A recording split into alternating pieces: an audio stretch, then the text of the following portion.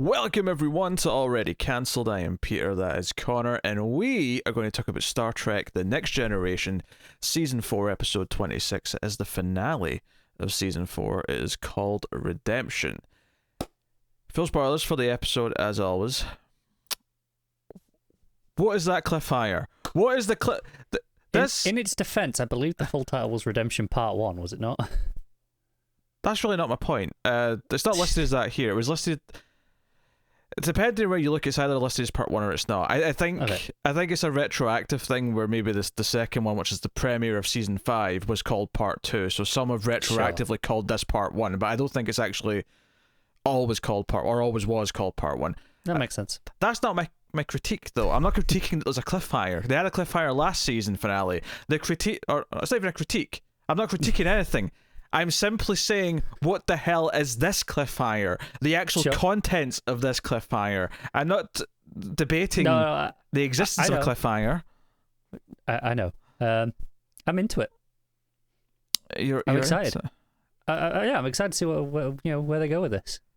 If they give me a satisfying explanation, right, and the key word there is satisfying. Giving me some kind of explanation, I expect. Because they should, and they have to. Giving me a satisfying explanation as to why what happens at the end of this episode happens, or what is revealed, more specifically, is revealed, will be a triumph, and I will be surprised. I'm expecting to roll my eyes and go, well, I guess that kind of works, lol, but not really like it that much. That's what I'm expecting.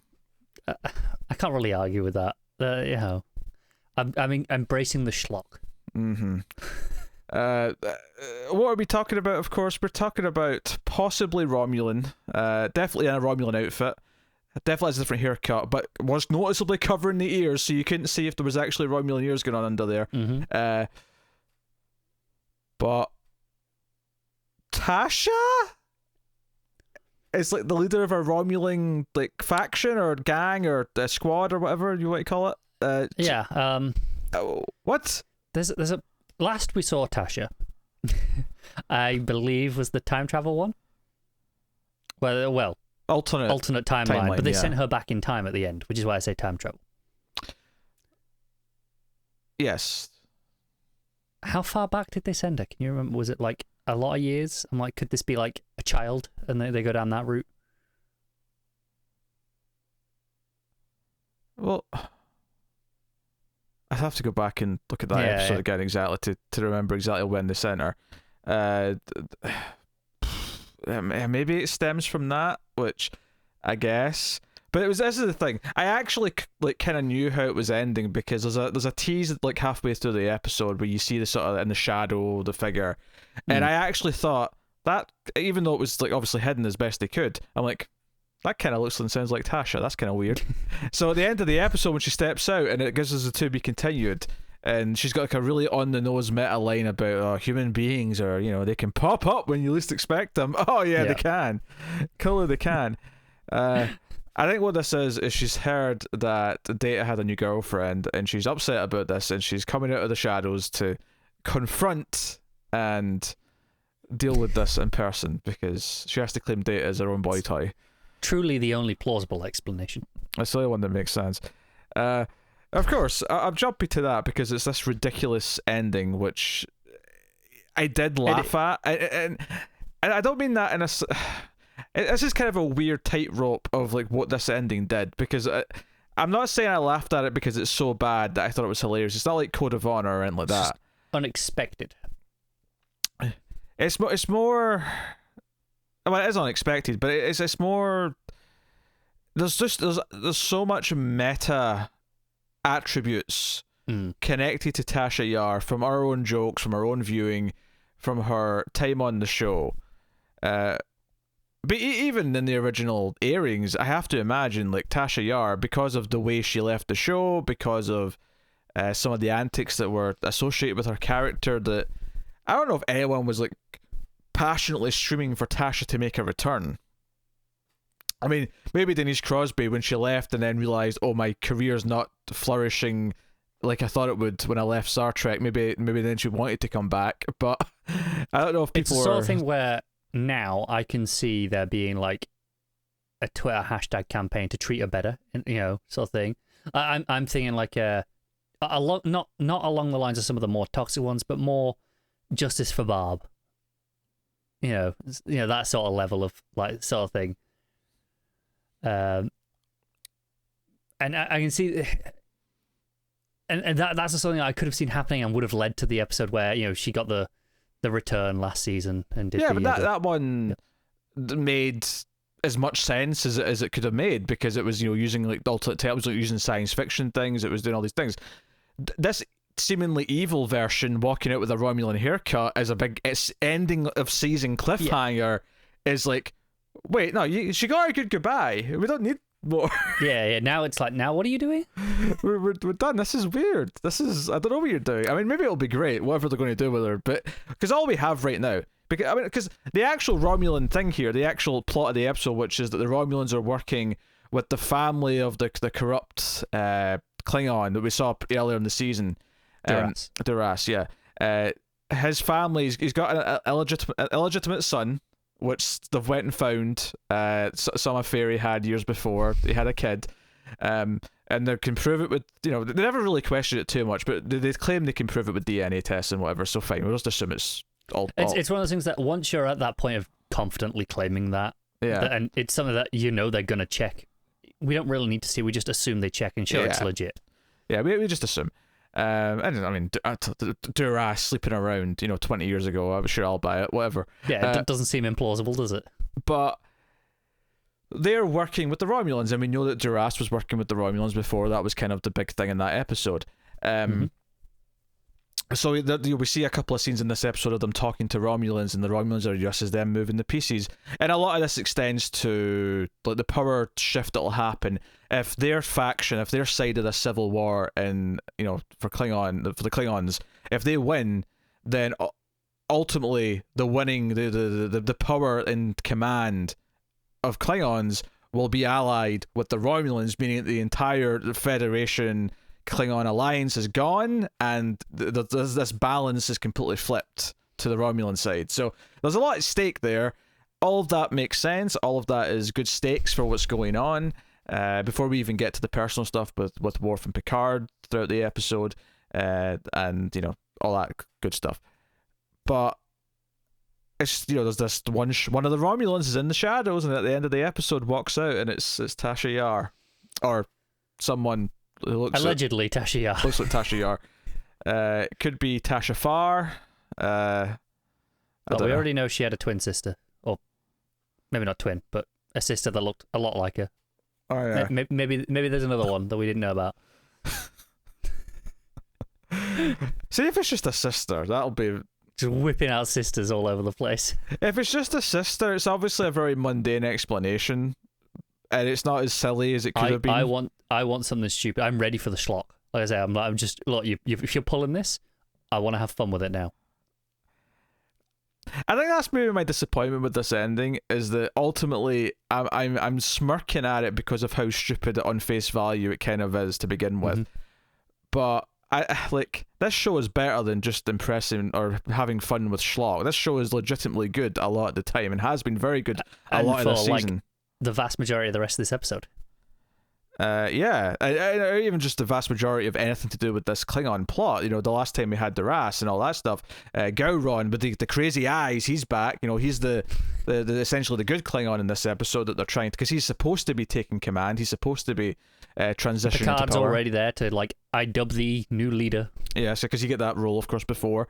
And this is all happening, but then of course, just as they're about to do it, out comes this illegitimate child claiming the throne, as it were. So that's all fine. I mean, the real interesting stuff of this episode, I think ultimately, is the debate of whether or not Picard and the Enterprise, and by extension the Federation, can get involved in certain things.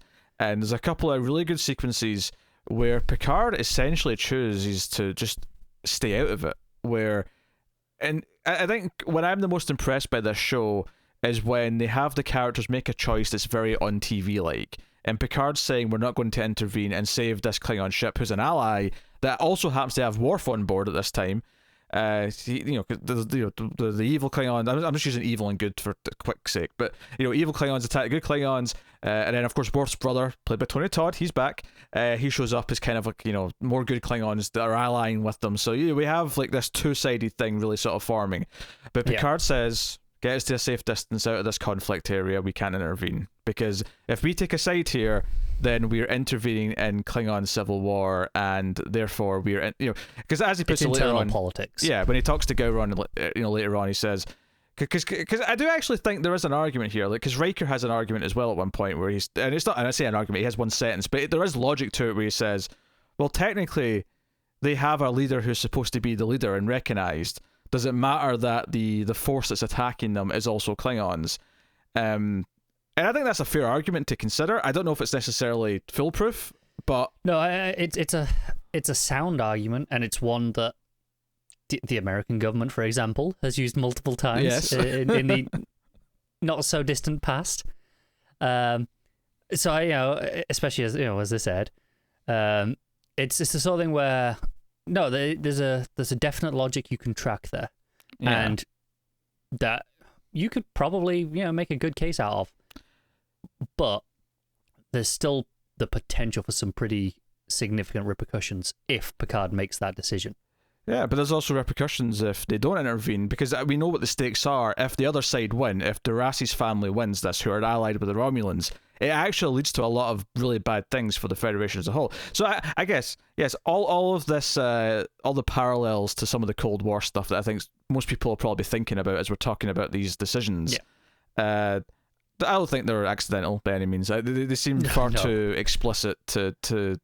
And I think what's interesting is that here, because we want to root for Worf, and because Worf is sort of like finally kind of like taking his like honor back, and that's a part of the episode is that Gowron gives him his family's honor back, so no longer are you a disgraced Klingon.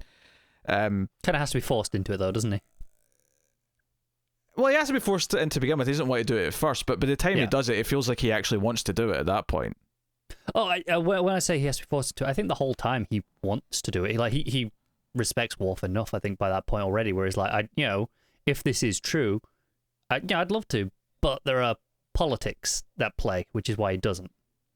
Yeah, but I don't think he's not forced by the time he does it, though, is what I'm saying. It's like, okay, sure. But by the time it happens, all the pieces on the chessboard, as it were, have moved around in the right way where he's proud to do it. He's not like, oh, my hand is forced. Now by law, I have to do this, and I don't really want to. No, of course not. Gowron, despite the fact that obviously he was presented as the kind of the red herring, where you think, oh, he must be the evil one because he's got the evil eyes and he's being so angry all the time. But in this episode, because we're now in this world where, no, he actually, even though he is obviously a very tempered Klingon, he actually is for the most part. He follows the Klingon rules. He wants to play by the Klingon rule book, and it's the Duras family who want to kind of snake around and do different things and use underhanded tactics and use shock value and all these other things. And we hear about both sides like gaining support of high-ranking generals and things like that. I realize the Klingons, they are explicitly an empire, right? That's what they are. And going back into kind of when we had a lot of empires over this world, a really common theme in their literature and storytelling, especially at the higher ranks of imperial power, is the women being kind of terrible in terms of trying to grab power. It's usually wives, sisters, stuff like that. Stepmothers as well are a really common one for whatever reason. So this kind of here, it plays into that. Those things with Earth history that it just kind of blends into. It feels really natural with the two sisters kind of being the ones really engineering all this. I mean, I don't really think they are. It seems it's the Romulans who are engineering it. No, I mean from their perspective. Like, I'm not saying. I mean, I'm sure they think they're doing it for themselves. I'm going to just put forth the argument that there's maybe who's writing all these history books from these empires. Absolutely not true. It's. I mean, I'm not saying they were right. I'm saying that's why I explicitly said in their literature and storytelling, not in history. It's just really common themes and tropes that crop up in those stories a lot. Yeah. So obviously there's a lot of good scenes. There's some scenes early on, of Worf kind of like, Picard comes to him and says, "Hey, is it time to kind of like fight for your honor again?" And Worf's kind of hesitant, and it's actually a little target practice sparring with Guinan of all people, who again kind of just drops the casual mentions of like, yeah, I'm much older than you, Worf. Like I've been doing this for a long time. When she completely outshoots him with ease, she's like, don't worry, I've been doing this since before you were born. Yeah, because he's like, I do this on level 30, and she's like, oh, I guess I can go down to that level for a little bit. Yeah. And he's like, what? His face, he's like, what did you just say? He looks scared of her immediately. Yeah, but it's actually talking about his child that makes him kind of like realize that maybe he has to sort of embrace his Klingon side. And ultimately, of course, he wants help from Picard because Picard he grants him his leave to go and sort of deal with Klingon politics.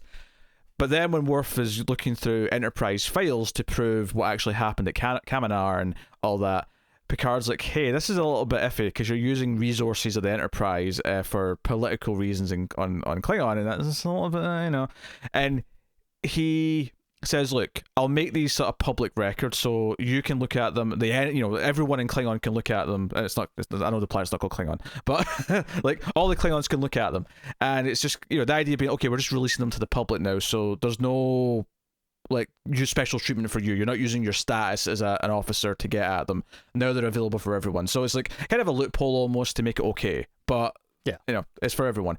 But then, of course, he says, but this is kind of as far as we can go. As far as us helping this situation, we can't intervene any more than that. And that is proven time and time again as Picard doesn't intervene. But eventually, Worf's brother shows up, saves him during the conflict, during the battle.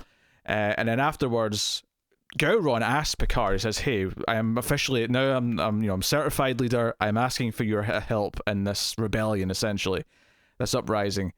And Picard says, unfortunately, this is internal Klingon politics. Like, there's no two ways to sort of look at it that way. So I'm afraid we can't. And Worf is ready to go back to the Klingon ship, and Picard's like, I'm sorry, Worf, but like I kind of need you to come back to duty now. He orders him. Yeah, he orders him. And Worf says, well, I'm afraid that means I'm going to have to tender my resignation, and he takes off his badge and puts it down. And I thought this moment was played really well. It may be the best moment of the episode, and I'm almost surprised to hear myself say that, because I also really like the moment Picard says this leave, because that was a really powerful moment that he was like sticking to the rules that much. But you have this little section where he gives up his badge and Picard comes to see him, and we see Worf actually in just normal Klingon attire. I think maybe for the first time. I don't know if I remember seeing him just in regular Klingon clothes. I might have seen it in some of like when he's doing like the Klingon ceremonies or something. But was that the regular attire, or was it like a special ceremonial thing? Yeah, I'm not entirely sure. Because this is just the regular thing they're always wearing that he wears here. He does, yeah. But Picard's not pissed at him. He respects this choice he's making. Like, oh, you'll be an asset to the ship you're joining, to Gowron's ship.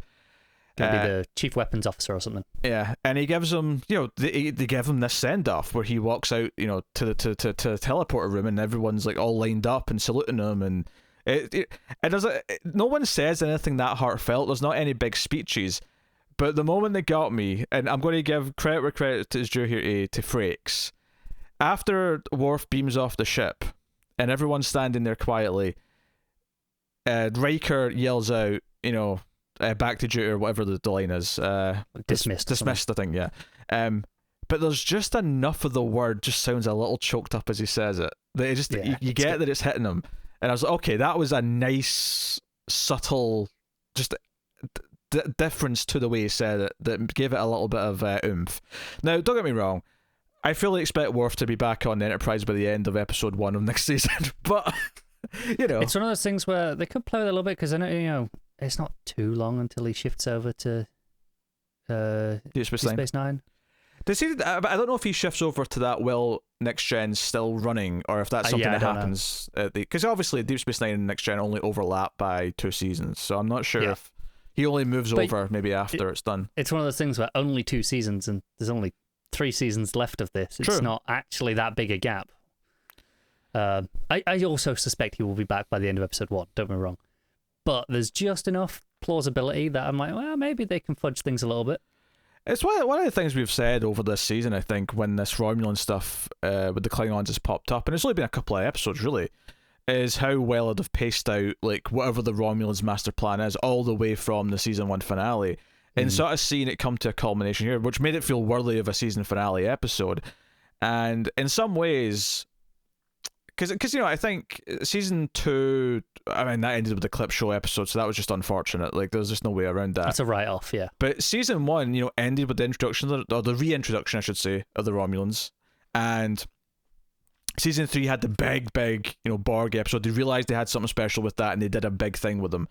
And then this feels like, this is actually kind of the main through line of the whole show in some ways, and this is like a big payoff to it, or a big next chapter in it. And so even taking the Romulan stuff out of it, this is paying off a season and a half worth of Worf's plot as well. Yeah. Paying off. The next evolution in. I think it's a credit to it. It made me realize as I was watching this episode that for as episode by episode as this show is, and for as much as most of the episodes up until this point would work relatively well on their own, maybe not counting like part 2 of a 2-parter, this episode, as I was watching it, I realized, I'm like, I don't think this episode would work that well if you've not seen at least a couple of the relevant episodes, like particularly the one with Gowron and Duras earlier this season. I feel like this one would be harder to follow. I think there's a fine line where I agree fundamentally, just before I get into this. I think there is just enough exposition in here about Duras that you can get enough from context to know, all right, you don't get the specifics at any point, but okay, something happened, they're the bad guys, they're working with Romulans, there's history there. There's just enough that I think you could get by watching it. I don't think it would be anywhere near as enjoyable, of course, but I do think you could manage. Yeah, I don't think you'd get as much meaning from it. I think Worf's episode, where he willingly gave up his honor to protect the political system, and then the Gowron Duras episode, and then this make essentially a trilogy. I mean, it's not really a trilogy because even just the next episode is literally going to be part 4 of the saga in a lot of ways. But that's only the Klingon side of it. The Romulan side of it is kind of its own separate sort of saga. Yeah, and that goes back to, like you say, since the end of season 1.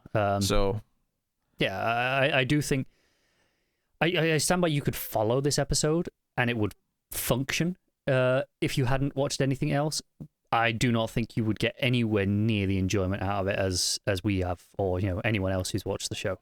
Yeah, another little touch I loved in the Picard and Worf scenes was Picard kind of praising Worf for. There's one scene where they talk about how he's got patience, and that's not really a Klingon thing. That's something he's taken from humans, and he's proud that he's got that. I think that's one of the first scenes. But then later on, when he knows he's leaving and he comes to see him, he really points out, like, hey, but you have like taken on so many things here, and you're special because you are of 2 worlds, and I understand it's important for him to go and be a Klingon and go and experience that and fight for what he believes is right in his own people's home world and their system. But kind of acknowledges, like, hey, you actually have a lot of really great human qualities that you don't really like admit that you have, but they're there. I think that paired with the Guinan scene is some of my favorite stuff in the episode, because in that scene you kind of realize that he doesn't actually know how to be a Klingon. He kind of knows the stereotype of Klingons, and that's what he lives up to. And but he doesn't actually know how to be one, because he's like, Klingons don't laugh, and Guinan's like, I've known plenty of Klingons to laugh. They give out big belly laughs, I think is what she said. And it's this idea that he just doesn't quite get it. He has an image of what Klingons are, but because he's never lived with them, and he doesn't quite understand it on a real level, he doesn't actually know what it is to be Klingon. And that's kind of what gets at him, I think, to leave more than anything else. Yeah. And I think it is worth mentioning that he didn't want to actually necessarily leave the Enterprise forever. Like, he asked for an extended leave. He didn't actually ask to go. It wasn't until the ultimatum that he puts down the badge. And I think that's interesting that even though he feels the way he does in the moment, his instinct is not to like just abandon the life that he has. So, right. And I suspect this will be why he comes back. Ultimately, will be kind of, he realizes that Guinan and Picard are right, that he's actually more human than he is Klingon, because of the way he was raised, and the people he's lived amongst for his whole life. Yeah, it's mentioned. He was raised by humans. He works with humans. He's been surrounded by humans his whole life. So we'll see how this goes. I'm curious to see how season 5 kicks off. Me too. The second half of this, and I'm definitely curious as to what batshit explanation we're getting for alien Tasha. I've just embraced the schlock. It'll go easier that way. I promise you. I know the show can do better, but in this one instance, I'm just not going to hope for better. I'm going to expect schlock.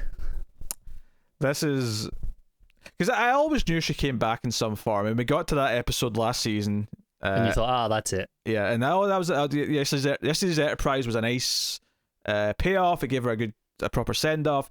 That all worked really well, and that's just so. I guess a good way it kind of stopped me from expecting her again. So it did give me a proper what the hell? What's happening? Yeah. what's going on? The only thing that would have been more crazy in this if it was Wesley Crusher who walked out with the Romulan haircut. That's the only thing that would have blown my mind more. That would probably have been worse somehow. Wesley's the leader of the Romulans. He's behind it all.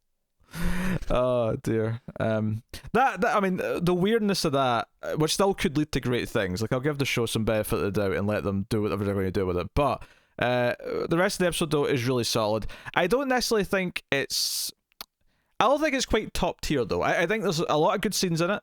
I think a lot of the advancements it makes in the overall plots are really good. I think it's a really solid episode. But I wouldn't say it's as special as, say, the Klingon episode that he gives up his honor. I wouldn't say it's as special as some of the really standout, important episodes that we've had previously. So it's kind of in this, lower, like an A-, I guess, is what I'm saying, or a B+, something like that. Yeah, range. I think it's safe to say, maybe I was tagging after, but the part one feels fair. Because, we're talking about all this stuff with Worf, he's at the midpoint of his arc here. He still has to realize that he needs to come back to the Federation, right? He has to have that payoff moment, and presumably that's going to be in part 2, for the first episode next season. And when it does, I think that's going to hit a lot of those beats that we're like, we can see them coming, and this is all setting them up, and that's why this doesn't quite reach the heights that, in theory, that will. I think some of the nice things about Worf's character here, and maybe what he can represent, in terms of the alliance of the Klingons and the Federation, is that he is literally this bridge between the two people, and the realization that he can still be more human than he is Klingon, and that for that to be okay, but also for his brother and for Gowron to accept that he is kind of this cross between them, and for them to still respect him too. That could be a really kind of powerful beat to play. I wouldn't be surprised if he also does a thing where, because when he's talking to his brother in this episode, he talks about how he's still the head of the family, he's the oldest, he gets to make the decisions. I wouldn't be surprised if he kind of abdicates that position almost and leaves his brother to be like, no, you can be in charge of the family when it comes to Klingon matters. You know better than I do, sort of thing. That would make sense. Yeah, so no, there's a lot of good stuff here. It's a solid episode. Admittedly, best of both worlds last season is the finale. Obviously, is a hard one to live up to. Yeah, it's kind of an unfair comparison though in a lot of ways, isn't it? Yeah, so it's probably the second best finale though. I'd probably say it's better than the season 1 finale. I agree with that. So yeah, cool. There you go. So I will look ahead. I mean, actually, I don't really want to in this case because it's a two-parter. I don't really want to read what it says. Do you not want to know what it says about Tasha Yar? No. I want to go in blind to the second half of a two-parter. But that's not what we're doing next anyway, because the next episode of this we do will be our top 10 episodes of season 4. So that's what's we do those. Yeah, we do those between seasons. It's been a while. I kind of forgot. Yeah, top 10 and worst 3 if we feel that there's enough to warrant said amount. Do the full 10? Do we not do a top 5 usually? Oh, you're right. It's top 5. It's Twilight Zone that's top, because Twilight Zone has 36 episodes per season, so it's top 10. Say, top 5. You're right. Top 5 and worst 3 is what we're doing. So that's what's coming up next time. So look forward to that, and we'll see what episodes place at the top spots. So should be fun. And then we'll be starting season 5 after that. So that's cool. So thank you very much for joining us. Let us know what you thought of the episode yourself, the season finale of season 4, in the comments below. Like and subscribe. That is the nice and free way to support us, and you can help the channel out because it'll share us out to more people. The YouTube algorithm will do its job with the more interactions we have. Of course, you can also go over to patreon.com/MailFuzzTV and support us for as little as $1 per month and get some bonuses for your trouble. But otherwise, that is it. So thank you once again for watching or listening. We always appreciate it. Keep watching Star Trek. And somewhere out there, Wesley Crusher is secretly in charge of the Ferengi.